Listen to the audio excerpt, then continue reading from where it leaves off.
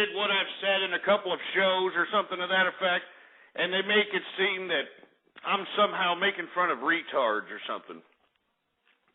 So since you brought that up, I want to take this time to let everybody know that I have nothing against the retarded contingent of America or the international community. On the contrary, I love retarded people. All right? I mean, you know, I am an employer, believe it or not. I actually have a couple of brick-mortar businesses out here in Texas, you know, in the different cities in Texas. And I actually employ, you know, a retard. Believe it or not, I employ a retarded person.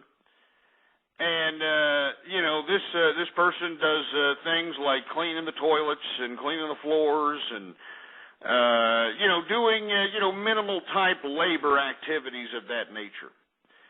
And, you know, this retarded person is just, I mean, it just breaks my heart every time I mean, it just breaks it. Just kind of, it makes me melt a little bit because this retarded person, you know, does it with a smile, you know?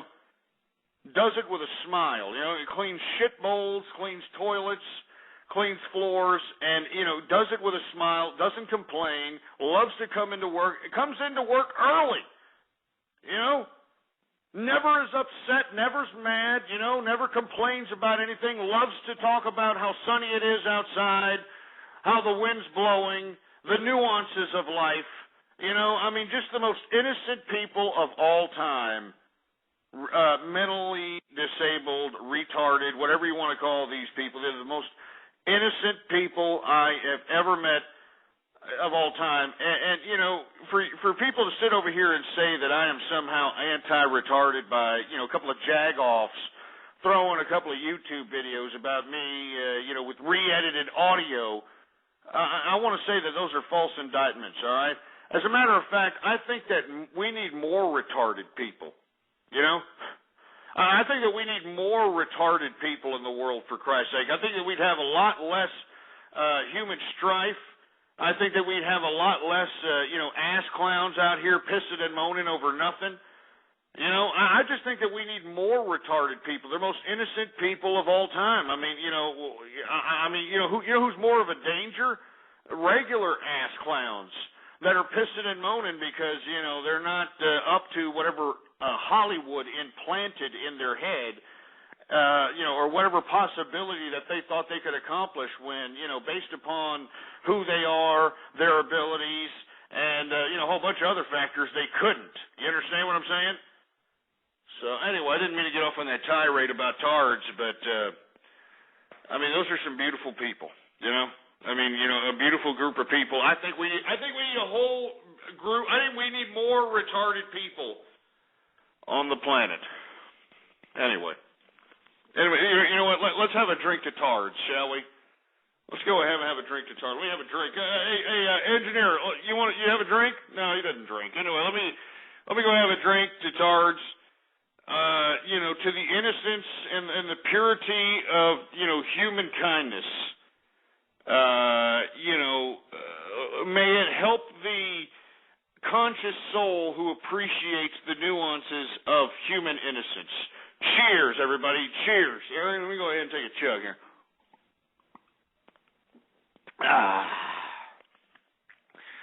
Good stuff. Anyway, 646-652-4869. 10 Commandments of Trolling. That's pretty funny, man. Thanks a lot for calling.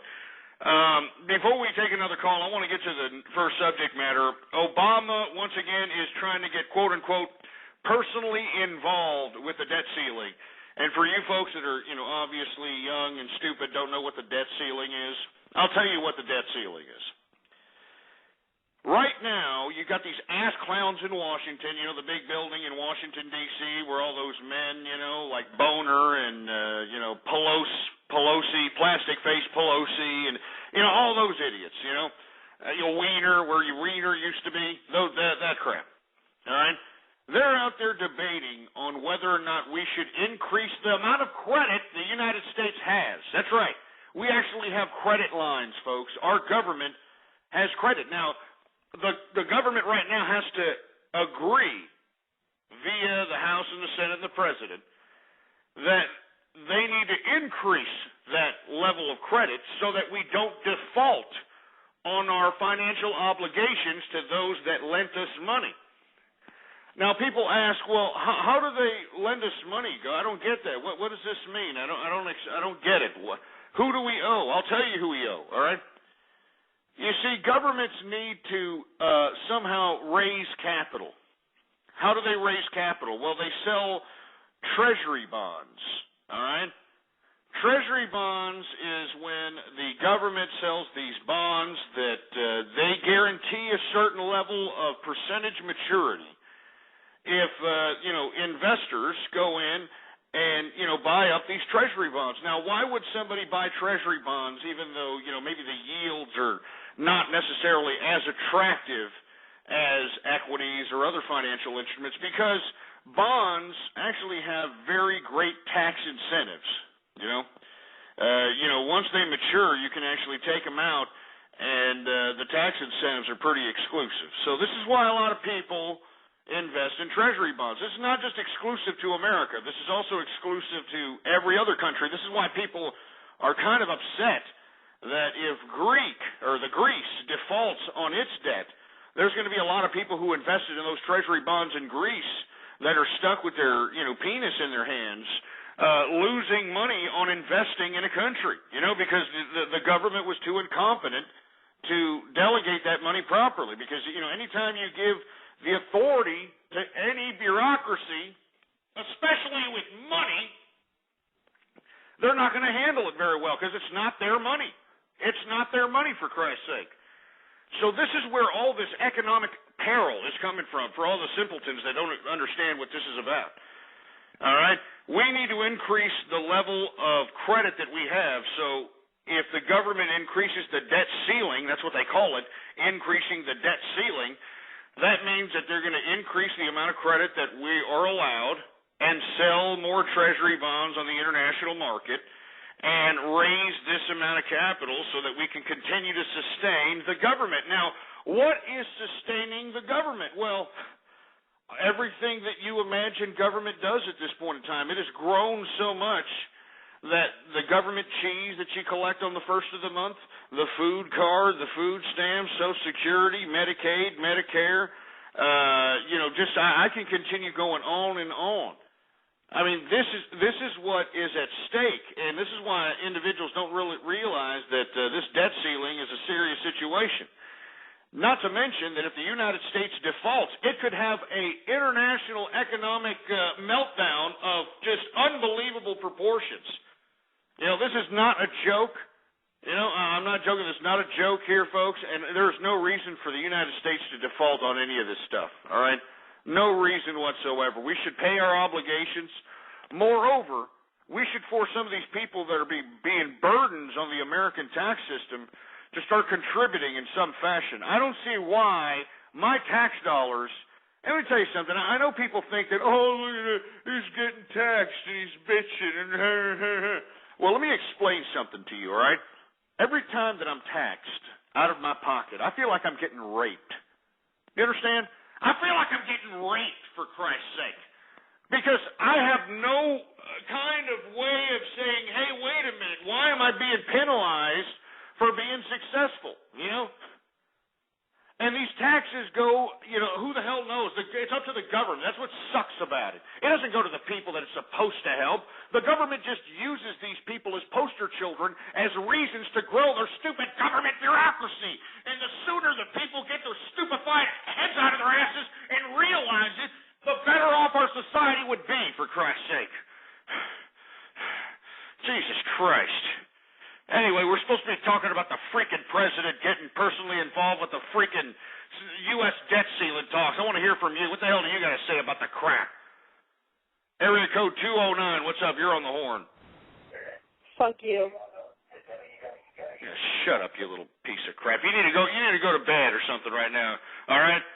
That's what you need to do. Or better yet, you need to go on, PBS. Yeah, go to PBS. And watch 321 Contact or one of them shows, all right? All right, so 732, you're on the horn. Hello? Yeah. Okay. Yeah, that's a major fail, you asshole. Anyway, let's take some more calls. 563, what's going on? Ghost, can you hear me? Yeah, we can hear you. I just want to say that you are awesome, Ghost, and I was wondering if I could talk to the engineer. Nah, he doesn't really like to talk to. You want to talk to anybody, engineer? He doesn't really want to talk, man. He's a little. All right. He's a little shy, but he's just not a very communicative, person. Yeah, he seems like a cool guy. He seems like a nice guy. Yeah. So you're awesome. Hey, I appreciate it, man. I'm not going to be stupid and be like, "Are you racist?" or "What pony's best?" That's just dumb. It is dumb, man. And I appreciate you calling. You want to give a shout out to anybody? Well, I know there's a lot of people on Facebook under your fan group, Melting Pot of Friendship, so. Well, wait a minute. Well, hold on. Stop right there. That's not my fan group, first of all right? And I don't want to address that now, but I'll address that, at the end of the show. I'll address that at the end of the show because I really don't appreciate what's happening to my show out here. It's turning into a freaking circus, all right? It's turning into a freaking circus, for Christ's sake, and I really don't appreciate it, and we're going to talk about that later, man, but I don't mean to be taking it out on you. Do you have any shout-outs that you want to get out or anything like that? Can I give a shout-out to my friend Dustin? He's a cool guy, and I know, can you drink some more beer? What other kinds of beer do you have? I got lots of beer, son, all right? As a matter of fact, you shouldn't even really be knowing about what kind of beer that I have. I got all kinds of beer, all right? Anyway, let me go ahead and finish this Red Stripe so I can get on to the next beer here.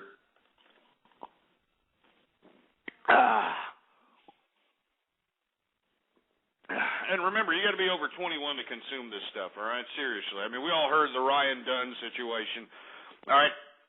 Look, I live out here in Austin, Texas, right, where I broadcast from my office every day. I conduct business out here. I do some trading, get here at about 5:30 in the morning, do some futures trading.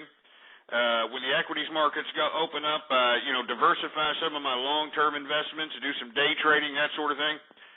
And, I got a whole bunch of perks in my office. I got a badass fridge. I got a badass, $3,500 desk. I'm living large out here. So, I'm drinking and I'm not driving home, all right? I'm walking home or I'm taking a pedicab, one of those, cabs where one of those assholes are actually, pumping on the bike. You're sitting out there in one of these makeshift, kind of seats in the back, and there's some, goddamn, idiot, trying to, So it's cheaper, it's cheaper, for Christ's sake. You know what I'm saying? I only use it if I'm like, got a drunken stupor going on, you know what I mean? And that's the only time I use those things, if I got a good drunken stupor going on. Anyway, let me go ahead and take you know what? Let me go nostalgic. Let me go ghost nostalgic. I'm going to go ahead and chug some Miller High Life, and of course, for all the folks that don't know, let me go ahead and open it now. This one's out of the can here. For those of you who don't know, the only reason that I drink Miller High Life is, my daddy used to drink this.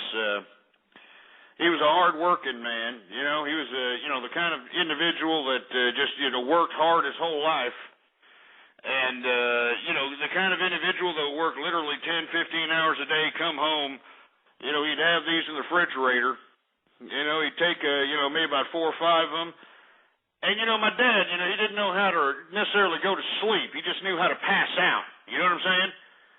He just knew how to pass out. And, whenever he passed out, a little ghost over here, would go take some of these, start sipping on them. And at the time, I'd be like, bleh. You know what I'm saying? But now when I drink this, and I know that some of these people are like, that's Kentucky Fried Chicken piss, Old Miller High Life, but I like it because it gives me somewhat of a nostalgic reminiscence of hard work. And that's why, I am who I am. That's why I'm a capitalist, because my father didn't ask a goddamn thing from anybody. All right? He went out there and worked for it, for Christ's sake. Even if he broke his back, he went out there and worked for it, for Christ's sake. So this right here is to my pops, who's out there, somewhere out there in the netherworld. Cheers to you, Daddy. This